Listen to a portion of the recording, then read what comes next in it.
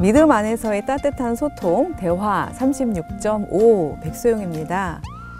2024년 갑진년 새해가 밝았습니다.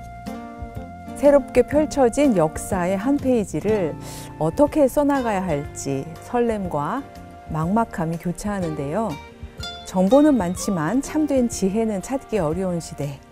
이 시대의 원로학자 한 분을 모시고 이야기 나눠보겠습니다. 숙명여대 이만열 교수님 모셨습니다. 교수님 안녕하세요. 안녕하십니까. 본격적인 이야기를 나누기에 앞서 교수님의 양력을 좀 소개해 드리겠습니다. 역사학자이자 교회사 연구의 선구자로서 국사편찬위원장, 문화재위원회 근대분과 위원장, 남북 나눔운동 연구위원장 등을 역임하셨고요. 현재 숙명여대 명예교수이자 한국기독교역사연구소 이사로 활동을 하고 계십니다. 최근의 근황을 여쭙고 싶은데요. 요즘에는 어떻게 지내시는지요? 네. 은퇴 후에 자칫하면 집안에 들어앉아서 아무것도 하지 않고 이렇게 지나기 쉬운데 그걸 조금 극복해 보려고 노력을 하고 있습니다.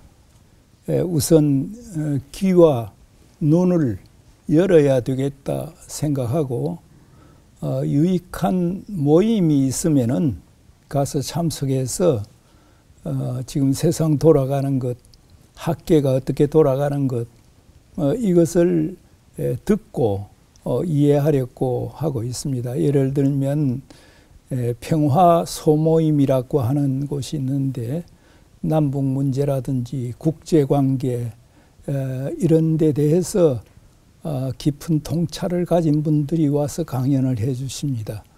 여기에 좀 참석해서 귀와 눈을 열어야 되겠다는 생각하고 있습니다. 또 하나는 제가 관여하고 있는 시민단체가 있습니다.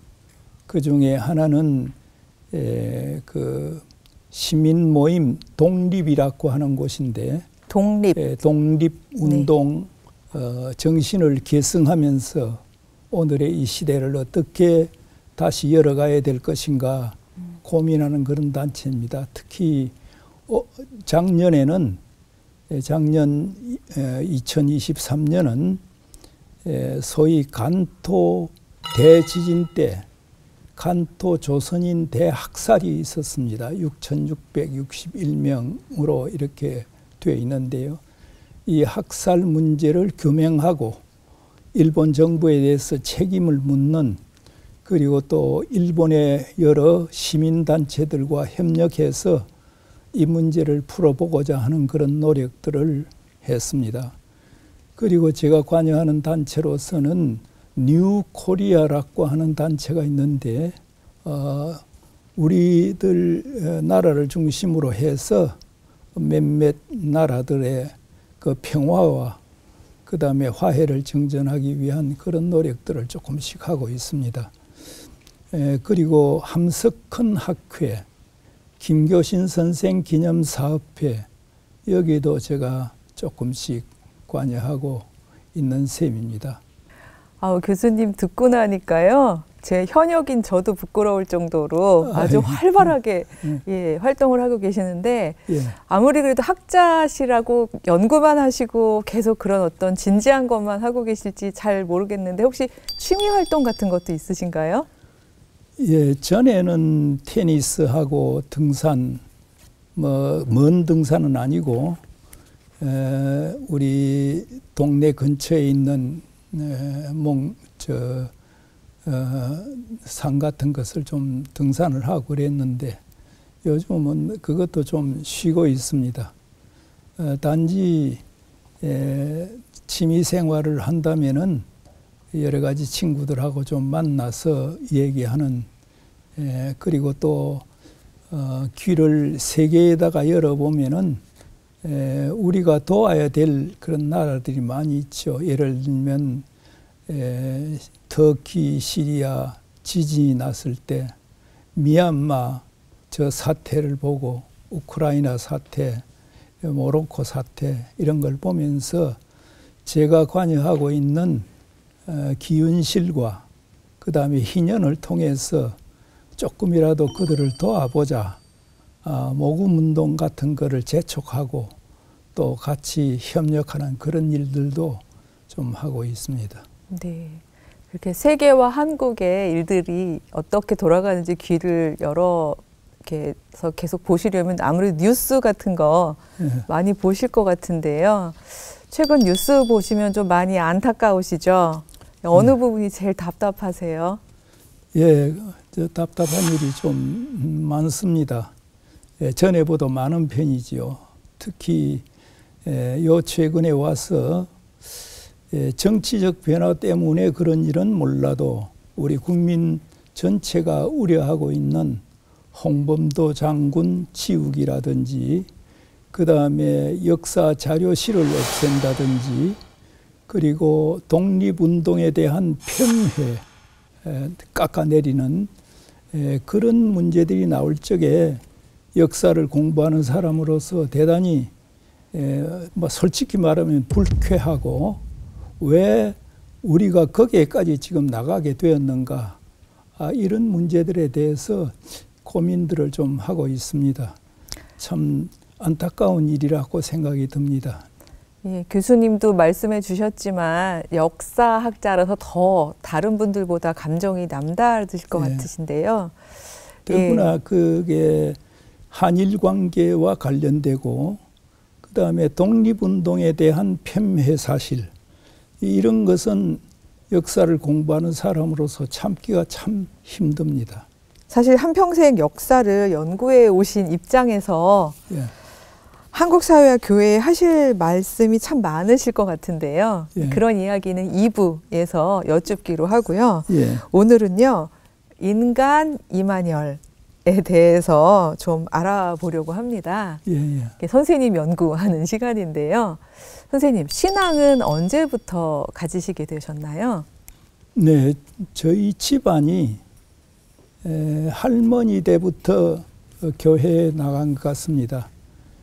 저희 집이 경남 함안 지역인데 그쪽에 선교사가 온 것이 호주 선교사가 왔습니다. 아마 저희 할머님께서 호주 선교사로부터 직접 전도를 받았는지 아니면 그분들하고 같이 있는 메서인들의 전도를 받았는지 예수를 믿기 시작했고요. 그리고 그의 후손들인 그러니까 아버지와 삼촌들 다 교회에 좀 열심히 한때는 열심히 나갔습니다.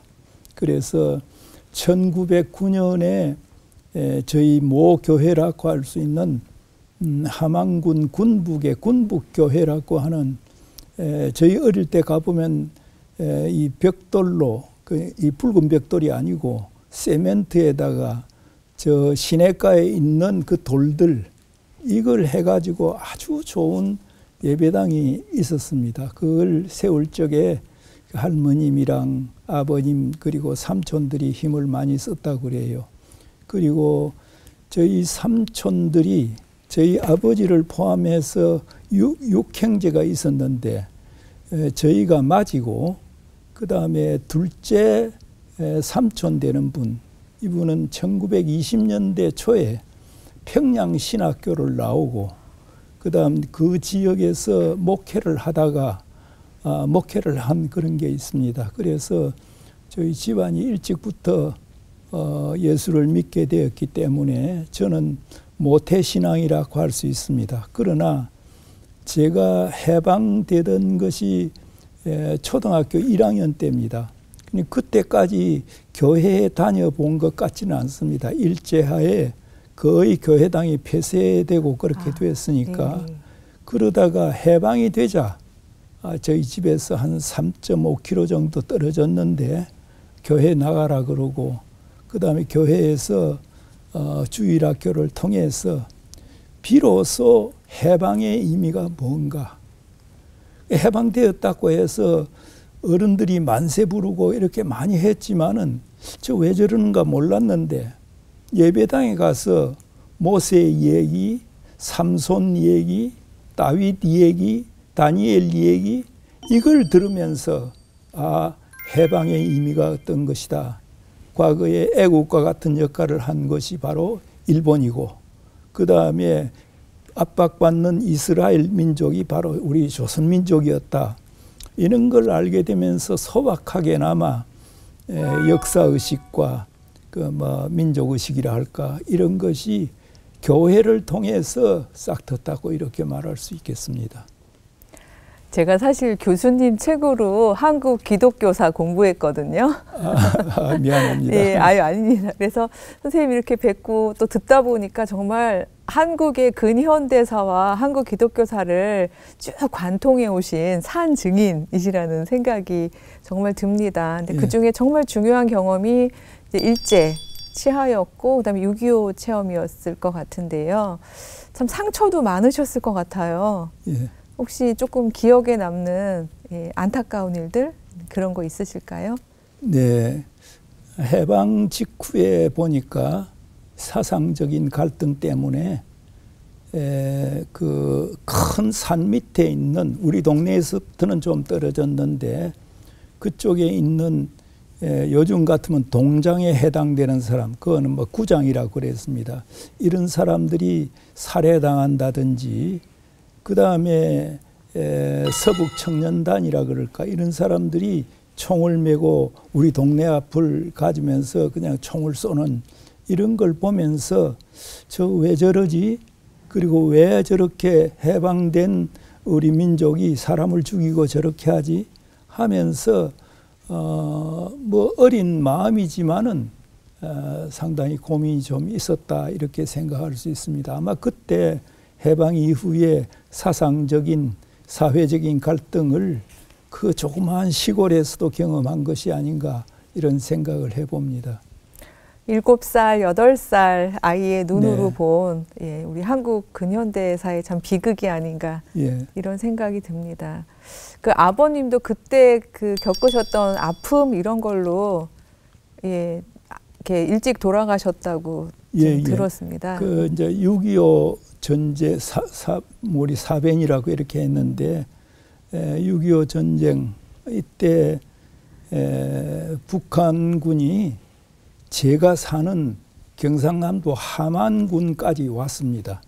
이제 주력 부대는 그 칠곡이라든지 그쪽으로 경상북도 중동부 쪽으로 왔지만은 이쪽으로도 큰 부대가 왔습니다. 왔는데 그 부대들이 함안군을 점령하고 마산 넘어가기 위해서 싸운 그곳이 저희 함안군인데, 거기에서 이제 여러 상황들을 보고, 그리고 또 어려우니까 또 이 양식 가지러 와 보니까 뭐 집이 불타버리고 어려운 일이 있었죠. 그리고 아버님께서는 그 무렵에 간지스토마에 걸렸는데, 전쟁이 일어나기 전에는 약을 구해서 그 생명에 지장이 없었습니다. 그러나 전쟁이 일어나고 난 뒤 약을 구하지 못하니까 전쟁이 난 지 한 1년 반 만에 결국 돌아가시고 말았습니다. 저희 집안에서는 저희 종형, 사촌형 3사람이 전사를 했고요. 그리고 저희 막내 자형이 서울에서 공부를 하다가 납치되는 이런 어려움도 있었습니다. 그러니까 남쪽에 있는 사람으로서 6.25의 고통을 겪은 것은 저도 상당히, 그러니까 어린 시절이지만은 고통을 겪었습니다. 그게 초등학교 6학년 때 얘기가 되겠습니다.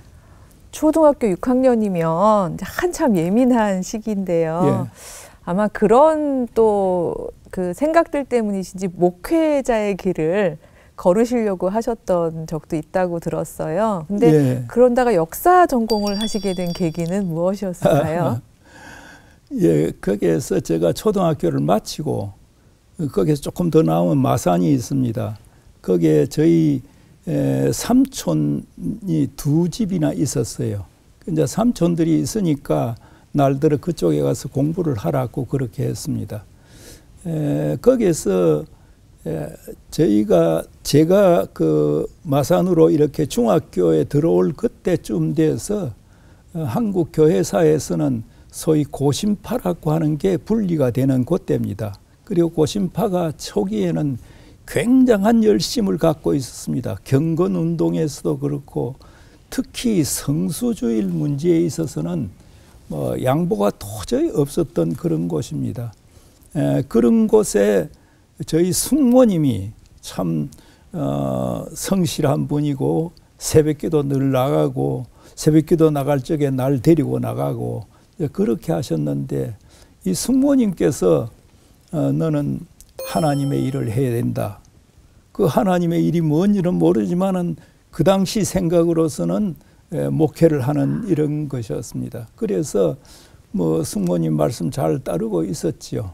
그러면서 고등학교 2학년, 3학년 때 와서 신학교를 가려면은 바로 신학교를 가지 말고 인문학적인 소양을 가지고 그 다음에 신학교를 가는 게 좋다. 저희 선배 몇 사람이 그런 권고를 해줬습니다. 그래서 그러면 종교학이나 역사학이나 철학이나 이런 걸 좀 공부해야 되겠다 생각하고 그 역사 공부를 하기로 했습니다. 그러니까 원래는 목사가 되기 위해서 대학을 갔는데 결국 뭐 못하고 말았지요. 기도 역사의 길로 또 가시면서 한국 기독교에 또 훌륭한 일들을 해주셨다고 저는 그렇게 생각을 합니다. 그 지난해 영화 중에서요, 네. 그 서울의 봄이라는 영화가 굉장히 젊은이들 사이에서도 호응도가 높았어요. 예. 사실 교수님은 그 시절을 살아내셨던 산 증인이신데, 그 군사정권 시절에도 어려움이 많으셨죠?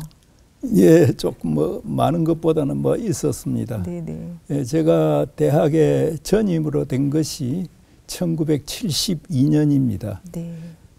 그때 이제 막 72년에 들어가면은 유신 정권이 시작이 됩니다. 유신 정권 하에서도 참 젊은 교수로서 뭘 좀 분출을 해야 되는데 그 잘 못했습니다. 단지 학생 강의하면서 역사 의식을 좀 가지라 하는 강의는 좀 했지요. 그러다가 80년 그 전후해가지고 소위 서울의 봄과 관련해가지고 서울의 봄이 끝나면서 12.12 소위 사태라는 게 일어나고 그 다음에 영화에 나오는 전두광이라고 돼 있는데 이분이 중심으로 해서 신군부가 들어서게 되었습니다. 들어서걸 그 즈음에 제가 CBS에 칼럼을 일주일에 한 번씩 했습니다. 할 적에 좀 신군부에 대해서 좀 비판적인 그런 얘기도 좀 했습니다. 했는데 1980년에 들어가서 79년에 12.12 사태가 있었고요. 80년에 들어가서 학원에서 이제 민주화 운동이 계속 일어나니까 신군부로서는 이 학원을 잡아야 되겠다. 그래서 학생 간부들도 퇴학을 시키고 또 대학에서 좀 뭐한 사람들 한두 사람씩 이렇게 섞어가지고 축출을 시켰습니다. 그때 뭐 무슨 이유에 의해서인지는 모르지만은 저도 해직을 당해가지고 약 4년 1개월 동안 학교 밖에 있어야만 했습니다. 뭐 저로서는 지금 생각하면 하나님께서 주신 축복이요, 저 인생에서 전환기를 맞게 한 참 좋은 계기였다. 그렇게 생각하지만은 당시로서는 또 어려움도 없지 않아 있었습니다. 그래도 그 해직 기간 동안에 교수님 그 시간을 굉장히 참 의미 있게 사용을 하셨었는데요. 그 해직 기간 동안에 하셨던 활동들 조금 이야기해 주세요. 예, 그 해직 기간 동안에 저 학문에서는 상당히 그 전환기가 왔다고 할 수가 있습니다. 그때까지는 주로 우리 한국 일반사에 관해서만 공부를 좀 했습니다. 그리고 그렇게 가르쳤고요. 근데 해직 기간이 80년에서부터 84년인데 이때 우리 한국 교회에서는 85년, 이제 84년과 85년에 알렌이 84년에 그리고 언더우드 아펜젤라가 85년에 왔습니다. 그러니까 100주년이 된다 해가지고 그 준비를 한국 교회가 해야 되지 않느냐 하는 얘기들이 있었고, 젊은 학자들에게 이런 문제에 관해서 과제를 가지고 좀 연구도 해봐라 하는 어른들의 부탁도 있었습니다.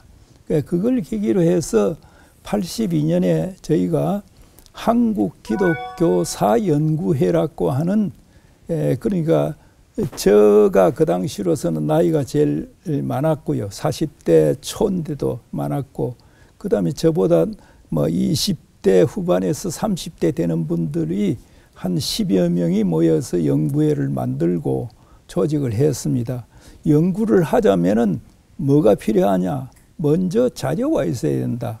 그래서 국내 자료들을 수집하면서 쉐어링, 나누는 작업을 하고 공부를 하도록 했습니다. 문제는 한말일치 하에는 선교사들이 전부 다 그 리포트를 다 했는데 그건 우리나라에 없습니다. 외국의 선교본부에 그게 다 있습니다. 쓰면은 보내니까요. 그 뒤에 보니까 우리나라에서는 백낙준 박사 같은 분들이 그 자료들을 보고 한국 기독교사라고 하는 큰 책을 냈습니다. 그리고 또 민경배 교수도 그런 자료들을 보고 했어요. 그런데 그 자료들이 우리에게는 전달이 안 되는 거예요. 그래서 한국교회, 그 당시는 뭐 선교 100주년이라 그랬습니다. 그때를 맞아가지고 너 해직도 되었고 할 일도 없고 하니까 좀 가서 자료 수집이라도 해라. 저도 물론 해야 된다는 걸 굉장히 강조를 했는데 다른 사람 보낼 것 없이 너가 좀 가봐라.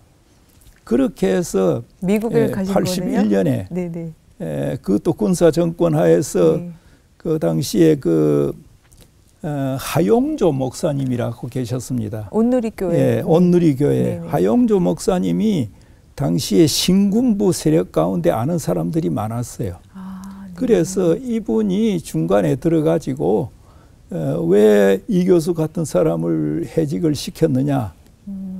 그러면서 이분이 지금 한국 교회를 위해서 뭘 좀 하려고 하는데 너희들 좀 알아줘야 되겠다. 그래서 제가 81년에 미국으로 갈 수 있게끔 되었습니다. 그것이 계기가 되어 가지고 그동안에 한국사만 공부를 하다가 이제는 한국 교회사를 접목시키는 그런 계기가 되지 않았는가 이렇게 생각합니다. 그래서 굉장히 감사하고 있죠. 학자로서는 정말 터닝 포인트이고 네. 또 저희 한국 기독교계를 위해서도 참 소중한 그런 시간이었던 것 같습니다. 근데 그렇게 연구하신 결과물들을 중심으로 결국 한국 기독교 역사 연구소가 만들어지는 거죠. 예. 예, 한국 기독교 역사 연구소에서 냈던 어떤 자료들을 저희도 이제 제가 그때 학생이었거든요. 예. 제가 1987년도에 1학년이었어요. 대학교 1학년.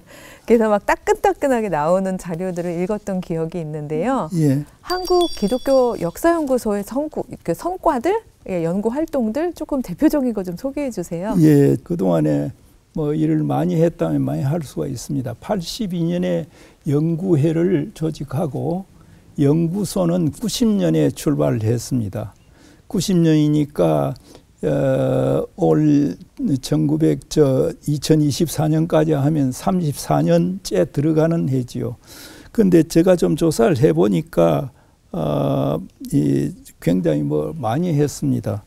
예를 들어서 한국에 온 선교사들의 자료를 리포트한 걸 거의 복사를 해왔습니다. 복사를 해서 여기에 갖다 두고 연구자들이 활용하게끔 만들었습니다.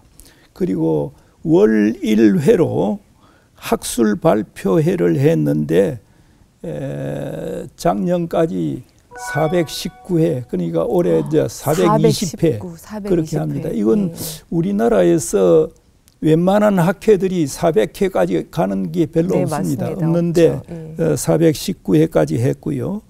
그 다음에 한국교회사 통사를 처음에는 상중하 3건을 했는데 그동안에 나오고 해가 7건을 통사류에 해당하는 걸 7건을 냈습니다. 그리고 연구총서가 27건을 냈습니다. 번역총서가 12권, 그리고 자료집 총서 57건을 냈습니다. 그 중에 뭐 하나는 손양원 목사 조서 같은 거는 제가 낸 게 있고요. 신사참배 자료집이라고 해서 크게 3권으로 낸 거 있습니다. 이런 것도 내고요.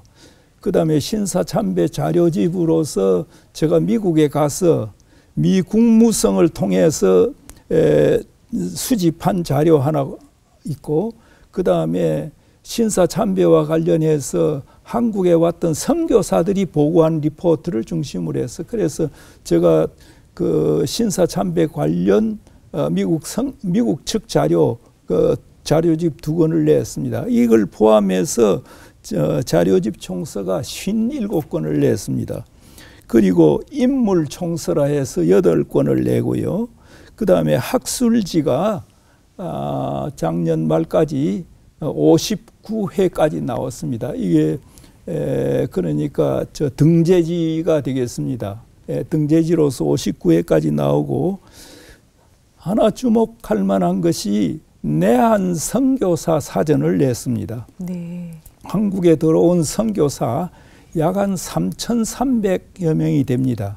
그 중에 기록을 남기지 않은 사람들이 한 몇백 명이 있어요. 그래서 기록을 남긴 사람들을 중심으로 해서 약 한 2,700명 정도를 냈는데, 국배판, 사륙배판이 아니고 국배판으로 해서 그게 1,520페이지를 작년에 우리가 냈습니다. 그걸 보시면은 아마 웬만한 선교사들에 관해서는 업적이라든지 생이라든지 이게 다 정리가 되어 있습니다. 그 여력을 가지고 지금 내년에 25년에 우리가 낼 계획을 갖고 있는 것이 북한 기독교 역사 사전, 한 10여 년 전부터 저희가 조사를 해가지고 그동안에 준비된 거를 올해는 그러니까 원고를 완성시키고, 내년 8월 15일 그러니까 해방 80주년이 됩니다. 그때 북한 기독교 역사 사전을 내려고 지금 노력을 하고 있습니다. 다른 학회보다도 이 한국기독교역사연구회가 그동안의 일을 상당히 했다, 저는 그렇게 자부하고 싶습니다. 네, 그냥 듣고만 있는 저도 너무 대단한 일들을 해와 주셔서 사실 저희가 이렇게 책으로 접할 수 있기까지 얼마나 많은 노력을 하셨을까 이런 생각이 드는데요. 학자들만이 아니라 사실은 일반 평신도들도, 일반 크리스천들도 사실 이렇게 역사에 관심을 가지고 좀 공부를 좀 했으면 좋겠어요. 근데 우리 역사 학자로서, 특히 한국 교회사에 관심 있는 학자로서 우리 일반 평신도들이 한국 교회 역사에 관심을 가져야 하는 이유가 뭐라고 생각하시나요? 예, 우리가 흔히 쉽게 얘기해서 성경 66권 하면은 신약은 물론 마태, 마가, 누가, 요한, 그 다음에 사도행전까지 예수님의 행적과 그 다음에 초대교회의 행적입니다. 그리고 그 분량으로 보면은 아마 신약 전서의 한 3분의 2에 해당되지 않을까 생각합니다. 구약은 더 그렇습니다. 구약은 그러니까 모세 오경을 비롯해서 여호수아, 사무엘서, 그 다음에 역대상하, 그리고 이쪽에 소선지, 대선지, 그게 다 역사입니다. 네. 그러니까 역사를 모르면은 그 신앙이 온전해질 수가 없다, 저는 그렇게 합니다. 그래서 하나님께서는 말씀을 통해서도 우리에게 경고하고 말씀하시지만은 역사라는 거울을 통해서도 항상 우리에게 얘기하고 있다. 따라서 역사를 공부하지 않으면 그 신앙이 좀 토대가 제대로 된 토대가 아니다라고 저는 항상 생각하면서 우리 한국 기독교 역사연구소도 그런 역할을 좀 해보자. 뭐 이렇게 생각하고 있습니다. 예, 역사를 바라볼 때 사실 어떤 관점으로 바라보느냐에 따라서 한 사건이나 인물도 다르게 평가가 되잖아요. 예. 이렇게 우리나라의 이제 목회자들과 평신도들이 이렇게 올바른 역사적 관점을 갖기 위해서 어떤 노력을 해야 한다고 보십니까? 예, 참 그 뭐 역사 철학에 관한 문제고 해서 네. 제가 간단하게 대답하기는 힘들지만은 저는 제가 역사를 볼 적에는 역사의 진행 방향이 어떤가 이걸 항상 봅니다. 하나님께서 인류의 역사를 만들 적에 우선 두 가지 조건이 있습니다. 하나는 인간을 자유롭게 했다. 시간이 갈수록 자유롭게 만들었다. 네. 또 하나는 인간으로 하여금 평등하게 만들어가는 과정이다. 그래서 역사에서 얼마나 그 사건들이 가치가 있느냐라고 할 적에 인간을 얼마나 해방시켰느냐, 자유롭게 했느냐. 그러면서도 자유롭게만 하면은 갈등 때문에 힘 있는 사람이 지배하기 쉬우니까 그러면서도 얼마나 전체가 평등하게 나아가려고 했느냐. 나 하나님의 역사도 그렇다고 생각합니다. 그러니까 이스라엘이 좀 히브리 민족이 애굽에서부터 나오는 그 기억에서부터 역사가 시작된다고 이렇게 봤을 적에 해방하시는 하나님, 그러면서도 평등하게 하는 하나님.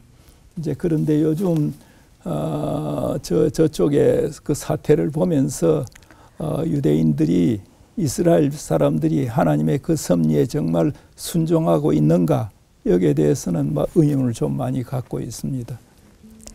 예, 자유 그리고 평등의 예. 방향으로 나아가고 있는가 이 질문을 물으면서 끊임없이 저희가 역사에 관심을 가지도록 노력을 해보겠습니다. 예. 믿음 안에서의 따뜻한 소통 대화 36.5 오늘은 국내 사학계의 원로 숙명여대 이만열 교수님 모시고 해안을 얻는 시간을 마련했습니다. 못다한 이야기는 다음 시간에 이어가겠습니다. 함께해 주신 이만열 교수님 그리고 시청해 주신 여러분 감사합니다. 예.